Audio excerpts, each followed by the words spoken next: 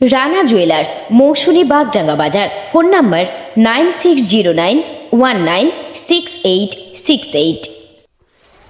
দক্ষিণ চব্বিশ পরগনার বকখালিতে পিকনিক করতে আসা গাড়ির পার্কিং ফিজ নিয়ে সকাল থেকে টানাপোড়েন বিজেপি পরিচালিত ফ্রেজারগঞ্জ গ্রাম পঞ্চায়েতের সঙ্গে তৃণমূল পরিচালিত নামখানা পঞ্চায়েত সমিতির।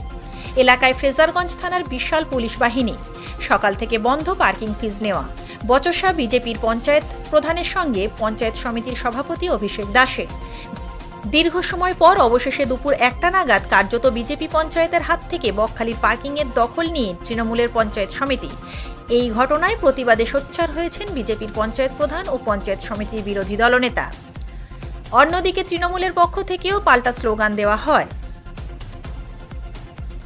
বাড়ানো হলো সব রকম গাড়ির পার্কিং ফিজ, কিছু ক্ষেত্রে দ্বিগুণ বাড়ানো হয়েছে ফিজ। এই পার্কিং ফিজ বেআইনি বলছে বিজেপি।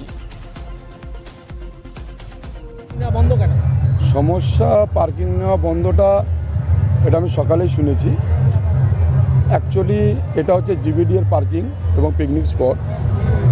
এটা আমাদের কাছে জিবিডিএ ডিএম সাহেবের উপস্থিতিতে আমার কাছে হ্যান্ডওভার হয় এবং পরবর্তী সময়ে হ্যান্ডওভারের কন্ডিশন ছিল এটা আমাদের লিজিং করাতে হবে।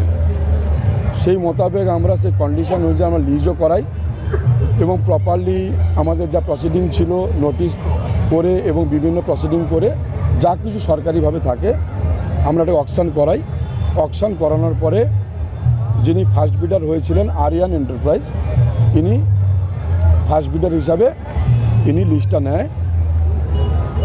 পরবর্তী সময়ে আজ থেকে এফেক্টেড হবে, কিন্তু আজকের আমি শুনতে পেলাম ফ্রেজারগঞ্জ গ্রাম পঞ্চায়েত সমস্যা করছে প্রধান সাহেবের উপস্থিতিতে।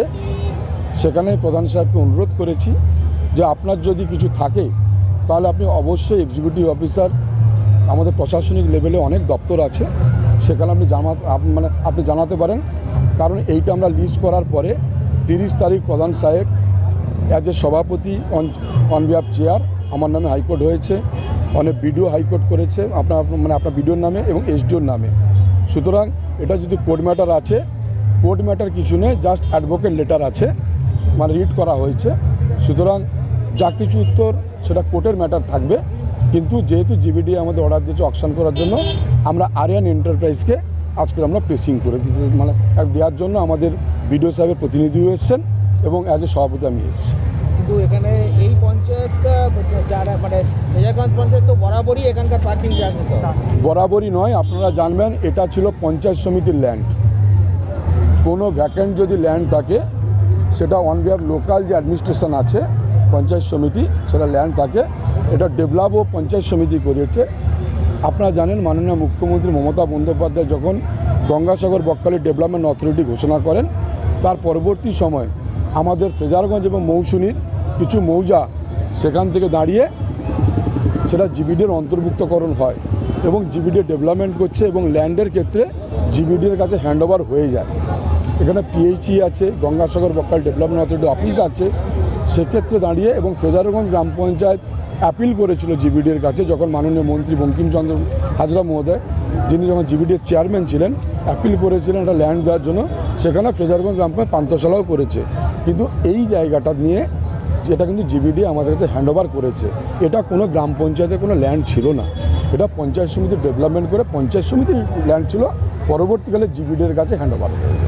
বলা হচ্ছে যে এটা বিজেপি পরিচালিত পঞ্চায়েত বলে তাদের ওন ফান্ডে এই টাকাটা জমা পড়তো। আপনারা যেহেতু এটা বিরোধী পঞ্চায়েত, সেই জন্য আপনারা জোর করে এটা করছেন। বিজেপি যদি পঞ্চায়েত হতো তাহলে মানবিক মন্ত্রী আমাদের বঙ্কিমচন্দ্র হাজরা মহোদয় ওনাদের এত বড় পান্থশালা করার জন্য জিবিডির অন্তর্ভুক্ত ল্যান্ডটাও দিত না।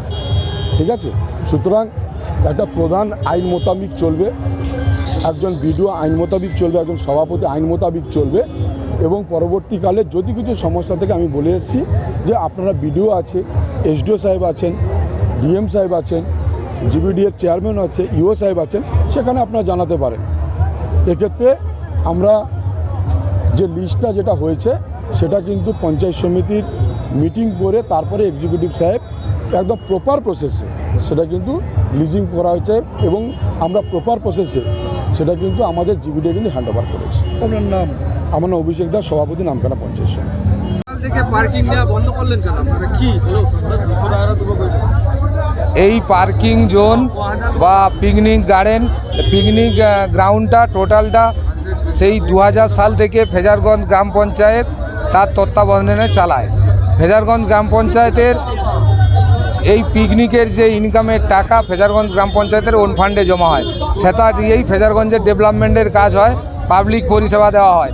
কিন্তু আজ কয়েকদিন আগে পঞ্চায়েত সমিতি তার গায়ের জোরে নিজের বল খাটাতে চেষ্টা করছে।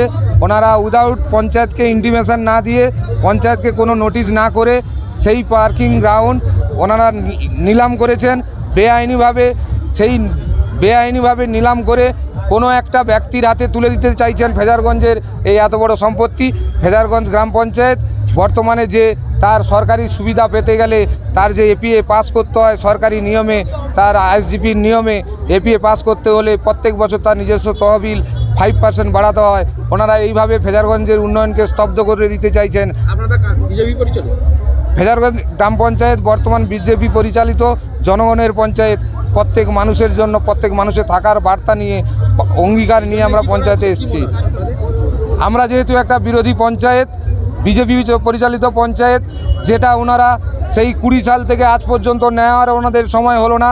সেই আজকের যখন বিজেপি এই পঞ্চায়েত দখল করেছে সেই সময়ে এনারা বিজেপিকে হ্যাকেল দিতে, ফেজারগঞ্জের মানুষকে কষ্ট দিতে, ফেজারগঞ্জের মানুষকে বিজেপিকে ভোট দেওয়ার জন্য, দুঃখ কষ্ট দেওয়ার জন্য, মানুষকে শাস্তি দেওয়ার জন্য এনারা এই পিকনিক গ্রাউন্ডটা দখল করতে চাইছে। কোনো নিয়ম শৃঙ্খলা না মেনেই।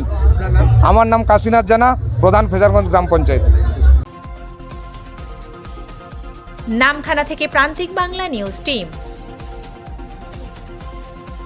আপনি কি computer course, hotel management course, tailoring course, share মার্কেটের ট্রেডিং শিখতে চান? এখন সব কিছু এক ছাদের তলায়। চলে আসুন আমাদের ঠিকানায়। ঠিকানা মৌসুনী বাগডাঙ্গা বাজার, সমবায় ব্যাংকের নিকটে। বিশদ জানতে যোগাযোগ করুন স্ক্রিনে দেওয়া নাম্বারে।